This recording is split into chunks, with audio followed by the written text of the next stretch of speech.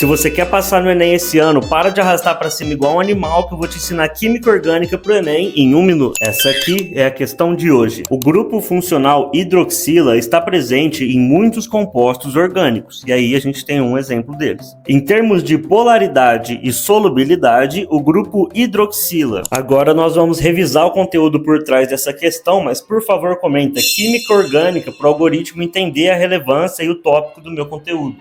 Então vamos lá, pessoal, essa aqui é uma questão de química orgânica de nível médio e se a minha explicação não for suficiente, tem 3 tópicos para você conseguir entender ela por completo. Primeiro, eletronegatividade, depois polaridade e por fim, solubilidade. E por que eu estou dizendo isso? Muitos de vocês já devem ter decorado ou pelo menos ouvido falar da frase que semelhante dissolve semelhante. Então, substâncias polares como a água vão dissolver outras substâncias polares e substâncias apolares como a gordura vão dissolver outras substâncias apolares, como lipídios de modo geral. Mas se você não entender o que significa uma molécula ser polar ou apolar, você vai ficar só na decoreba e nunca vai conseguir aplicar para substâncias diferentes como essa aqui da questão que você não deve ter visto antes. Então por isso eu vou começar resumindo o que é eletronegatividade para a gente poder entender de fato o que é polaridade. A eletronegatividade, pessoal, é uma propriedade específica de cada elemento químico e você vai precisar para sua prova ter decorado essa sequência que eu vou colocar aí na tela. Percebam que essa sequência está na ordem do mais eletronegativo para o menos eletronegativo. E perceba também que o flúor e o oxigênio são os 2 elementos mais eletronegativos conhecidos pela humanidade, pelo menos. Tá bom, Matheus, mas o que é a eletronegatividade afinal das contas? Bom, pessoal, para se formarem substâncias na natureza, é necessário que os átomos de elementos diferentes ou até mesmo de elementos iguais façam ligações químicas entre si. E as ligações químicas nada mais são do que um compartilhamento ou uma troca de elétrons entre esses 2 átomos que estão se ligando. E a eletronegatividade é um conceito muito importante que, de forma bem figurada para dizer, imagine um cabo de guerra entre esses 2 átomos que estão fazendo uma ligação química, sendo que a corda desse cabo de guerra é a própria ligação química, beleza? A eletronegatividade seria como se fosse a força de cada átomo para puxar um elétron. Então, quando eu disse para vocês que o flúor e o oxigênio são os elementos mais eletronegativos da tabela periódica, é como se eles fossem os elementos químicos com maior força na hora de fazer esse cabo de guerra de uma ligação química. E como eles têm mais força, eles vão trazer a corda mais pro lado deles na hora do cabo de guerra, certo? Então, elementos muito eletronegativos são aqueles elementos que, quando fazem uma ligação química com outro átomo, que é menos eletronegativo, eles puxam o elétron daquele átomo mais para ele. E aí, pessoal, como os elétrons são partículas com carga negativa, no momento que o átomo puxa 2 elétrons para ele, porque ele já tem o dele,